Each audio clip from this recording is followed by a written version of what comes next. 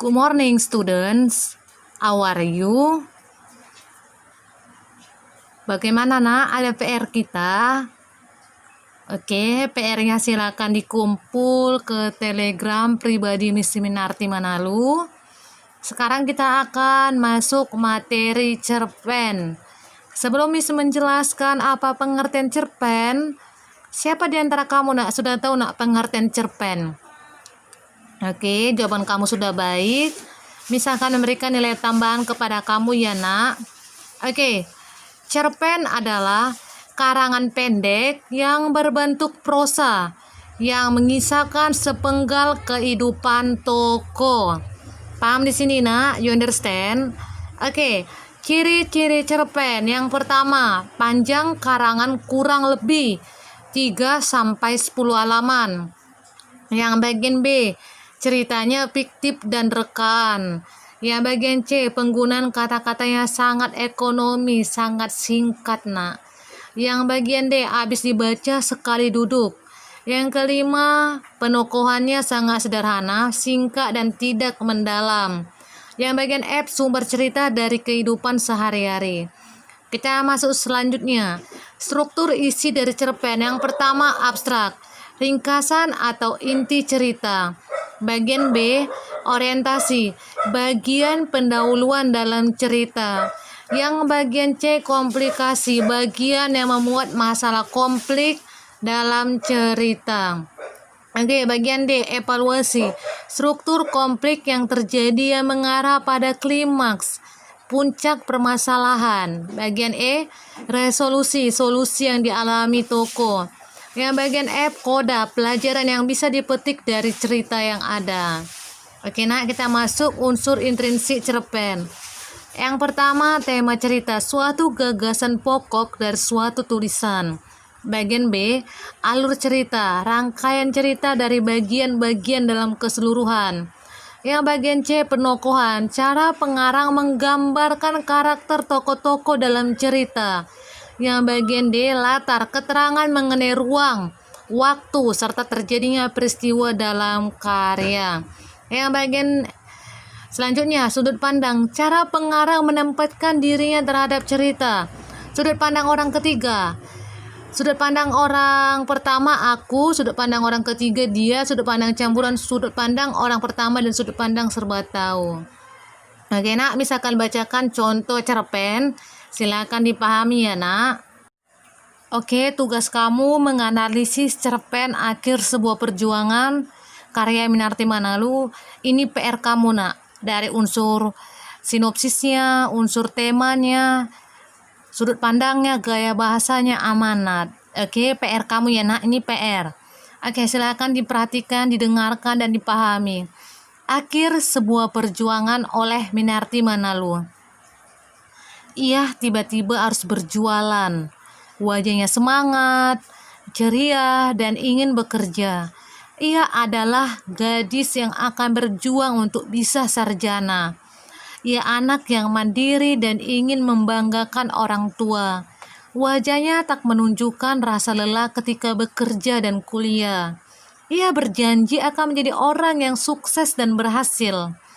Hari ini, ia akan melaksanakan ujian UAS di kampus. Ia harus bisa membagi waktu untuk berjualan dan ujian. Entah apa penyebabnya, ia selalu menguatkan hati untuk tidak menyerah dengan kehidupan. Ucap Elianti. Ia selalu berjuang, belajar, semangat untuk tamat kuliah, membaca buku agar mendapatkan nilai yang bagus. Ingin menyampaikan kepada yang lain bahwa Elianti akan mendapatkan IPK baik. Seiring waktu yang ada, Elianti mendapatkan beasiswa di kampus. Ia bersyukur atas kesempatan yang ada. Semangat untuk menggapai mimpi itu semakin menggelora. Semenjak orang tuanya ingin dia menjadi sarjana. Orang tua mendoakan kesuksesannya, tak memikirkan rasa lelah.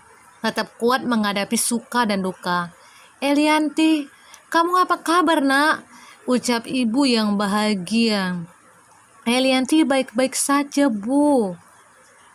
Tetap kuat dan berjuang untuk menggapai masa depan. Tak biasanya Elianti mencatat mimpi-mimpinya menggunakan pena hitam. Biasanya ia langsung membaca buku. Tapi untuk hari ini ia menuliskan berbagai kisah yang ada. Semangat hancur, perasaan tak tenang, bahagia yang telah dirasakannya. Ia hanya ingin berhasil. Kerap Elianti berjuang lebih gigih lagi. Elianti pasti menjadi orang yang sukses dan berhasil. Hari ini Elianti berjualan lebih banyak. Suasana hati yang menyenangkan, suara semangat berdatangan mulai menabung. Uang. Tuhan, pasti hari ini Elianti banyak rezeki. Semua orang berharap Elianti istirahat dan tidak memaksakan bekerja. Namun ia tak akan meninggalkan kegiatannya untuk mendapatkan biaya untuk perkuliahan. Padahal wisuda tinggal 1 tahun lagi.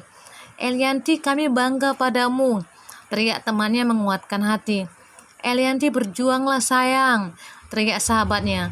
Elianti, semoga impian dan cita-citamu terwujud, teriak Rina dengan menangis. Dari ketiga teriakan yang terdengar, ia mendengarkan semua doa teman-temannya. Hingga Elianti merangkul teman-temannya. Namun semua membutuhkan tahapan dan proses. Ia tetap bahagia.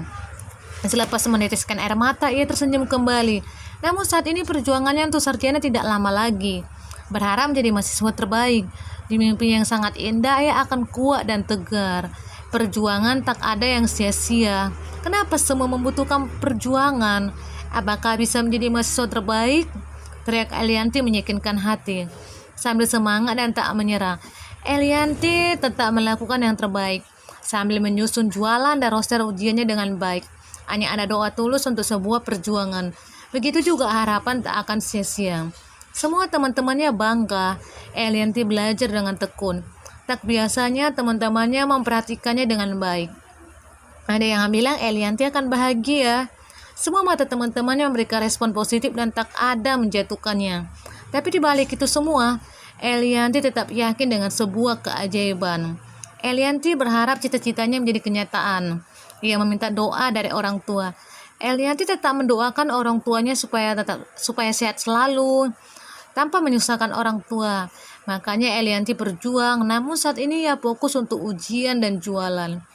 Elianti, kamu sangat hebat ya. Kenapa kamu mau menjadi kebanggaan orang tua? Ucap Desi dalam nada lemah. Namun semua sudah mempunyai takdir masing-masing.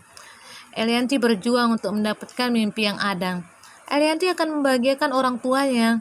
Sore ini, Elianti mengumpulkan tugas terakhir. Elianti mendapatkan pujian dari dosen.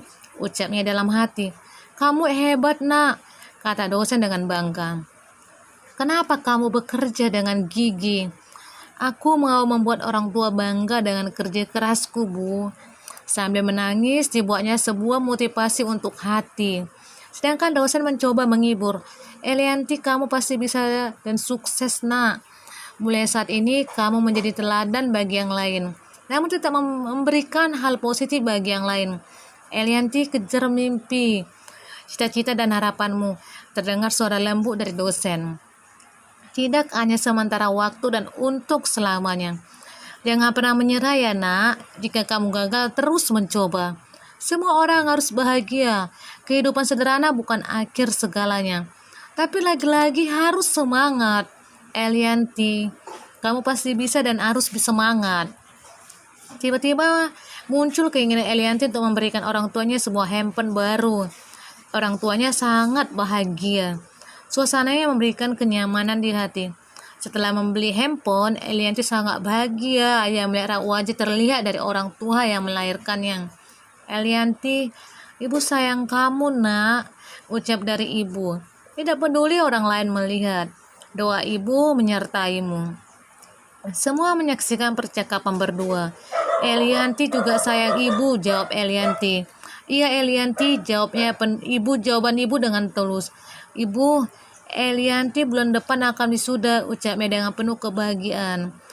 Bulan depan Elianti akan menjadi sarjana. Ternyata Elianti akan mewujudkan harapan dan mimpi yang ada. Setelah itu Elianti akan membawa ibu untuk menyaksikan acara wisuda yang ada. Doa ibu akan terkabul. Elianti berjuang selalu. Ia akan memberikan yang terbaik untuk masa depannya. Kebahagiaan Elianti juga kebahagiaannya dan kebahagiaan ibu. Elianti akan menjadi mahasiswa terbaik dan menjadi orang sukses.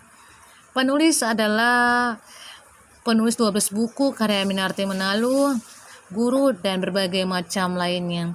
Oke, sekarang tugas kamu nak buat di buku lain, buat sinopsis cerpennya.